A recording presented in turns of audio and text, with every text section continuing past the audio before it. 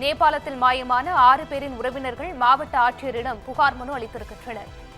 இதுகுறித்த முழு விவரங்களுடன் இணைந்திருக்கிறார் எமது செய்தியாளர் சக்திவேல். சக்திவேல், வணக்கம். இதுகுறித்த முழு விவரங்களை பதிவு செய்யலாம்.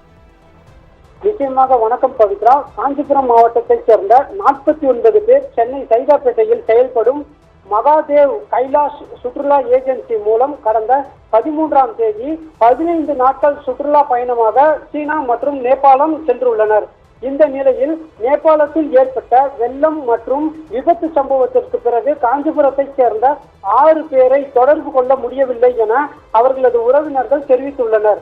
தொடர்பு கொள்ள முடியாதவர்களில் மீனாட்சி, சந்திரன், அருணாச்சலம், லட்சுமி, பானுபதி, சரஸ்வதி மற்றும் கோபால் ஆகிய 6 பேர் உள்ளனர்.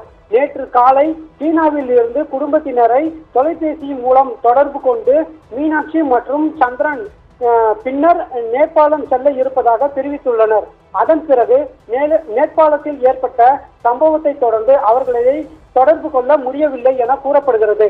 இதையடுத்து 6 பேரின் நிலை குறித்து உடனடியாக தகவல் பெற்றுத்தர வேண்டும் என கூறி அவர்களது உறவினர்கள் காஞ்சிபுரம் மாவட்ட ஆட்சியர் ஸ்னேகாவை சந்தித்து மனு அளித்துள்ளனர்.